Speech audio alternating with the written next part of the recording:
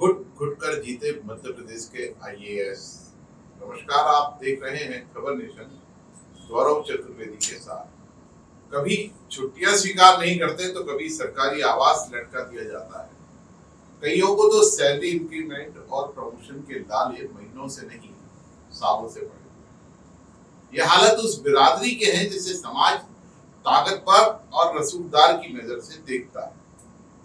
वो बिरादरी जो किसी आम व्यक्ति को पल भर में न्याय दिला दे और समाज के सबसे ताकतवर और रसूखदार व्यक्ति को पल भर में अन्याय की बलि वेदी पर बरसों तक लटकाए रखे। ऐसी ही बिरादरी के कई लोग खुद पीड़ित हैं, प्रताड़ित हैं, फ्रस्ट्रेशन का शिकार है। ये बिरादरी है देश की सबसे ताकतवर भारतीय प्रशासनिक सेवा के अफसरों की, जिन्हें आईएएस भी कहा जाता है।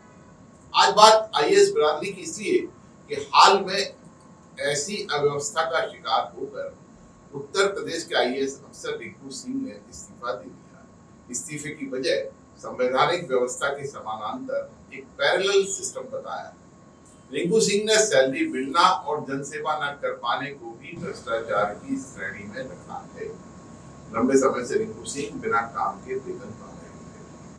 ठीक ऐसी ही तस्वीर मध्य प्रदेश की है, जहां लगभग आधा सैकड़ा अफसर काम का मौका न मिल पाने से हताश हैं, निराशा का शिकार हैं, जिन्हें मानसिक तनाव के चलते बीमारियों ने घेर लिया है। आखिर दोषी कौन? एक विश्लेषण मध्य प्रदेश के प्रशासनिक हालात पर। ऐसा नहीं है कि इसका शिकार हालिया अफसर हो रहे हैं। यह बीमारी मध्य प्रदेश में बरसों से सिस्टम में दीमक की तरह लगी हुई है। सरकार चाहे कांग्रेस की रही हो या भारतीय जनता पार्टी की, कोई अफसर किसी राजनेता की नापसंदगी का शिकार हो गया तो किसी का करियर सीनियर अफसर खा गए। कई अफसर को अफसरों की जातिवादी राजनीति का भी शिकार होना पड़ गया। सबसे ज्यादा परेशानी उन अफसरों की रही जो कैडर की आपसी लड़ाई का शिकार हुए। शिकार हुए अफसर कोर्ट के चक्कर लगाते हैं, फैसला पक्ष में आ गया तो अफसर के चक्कर लगाने पर मजबूर हो जाते हैं। ऐसा नहीं है कि अफसर नीचे के लेवल पर ही परेशान हो।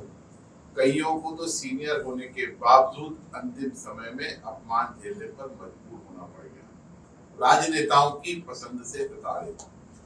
मध्य प्रदेश के कई अफसर राजनेताओं की पसंद से प्रताड़ित रहे। मध्य प्रदेश में 2003 में भारतीय जनता पार्टी की सरकार बनने के बाद जब शिवराज सिंह चौहान मुख्यमंत्री बने तो उन्हें आईएएस अफसरों की कोठरी ने घेर लिया। इन अफसरों में इकबाल सिंह बैस, विवेक अग्रवाल, एसके मिश्रा, मोहम्मद सुलेमान जैसे अफसर खास रहे। ये अफसर शिवराज के बनने से लेकर हटने तक प्रभावी रहे। इकबाल सिंह बैस को शिवराज ने न सिर्फ मुख्य सचिव बनाया बल्कि एक्सटेंशन भी दिलवाया गया। इस दौरान इन अफसरों के आसपास कुछ अन्य आईएएस अफसरों ने घेरा बना लिया, जिसके चलते कई आईएएस अफसरों को प्रताड़ना का शिकार होना पड़ गया। 2018 में कमलनाथ की सरकार बनी तो सुधीर रंजन मोहंती, गोपाल रेड्डी जो शिवराज कार्यकाल में प्रताड़ित रहे की चांदी हो गई। कमलनाथ की सरकार 18 महीने ही चल पाई, फिर शिवराज का दौर आया और पुराने अफसर ताकतवर हो गए। 2023 में मुख्यमंत्री बदलने के बाद शिवराज के कार्यकाल में प्रभावशाली रहे अफसरों को दरकिनार किया गया। धीरे धीरे दरकिनार किए गए अफसरों में से कुछ फिर प्रभावशाली हो गए। शिवराज के कार्यकाल से लेकर मोहन यादव तक आज भी कई अफसर प्रताड़ना का शिकार हो रहे हैं। इनमें लगभग 30 अफसरों को तो आईएएस अवार्ड होने के बाद से आज तक कलेक्टर नहीं बनाया गया है। सिस्टम और कैडर के प्रताड़ित। शिवराज कार्यकाल में प्रभावशाली अफसरों की प्रताड़ना का शिकार बने अफसरों में दिनेश मौर्य, कमल नागर, विनय निगम, सपना निगम, नियाज मोहम्मद, उर्मिला शुक्ला सहित 8-10 और प्रमुख अफसर रहे। इनमें से कईयों ने अपने से बड़े अधिकारियों के गलत या नियम विरुद्ध काम को करने से मना कर दिया था। जब इन्हें प्रताड़ित किया जाने लगा तो इन्होंने बड़े अफसरों के खिलाफ आवाज भी उठा दी, जिसके चलते इन अफसरों की सीआर, जिसे गोपनीय चरित्रावली भी कहा जाता है, बिगाड़ दी गई। कईयों को झूठे मामलों की जांच में भी फंसा दिया गया।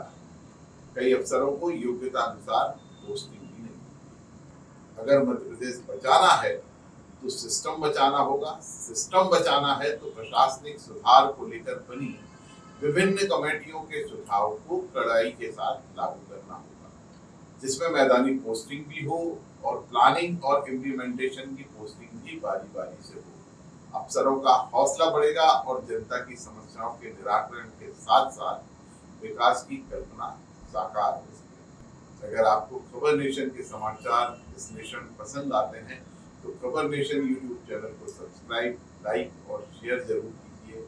आपका कमेंट हमारा हौसला तो बढ़ाता ही है, हमें सुधार के लिए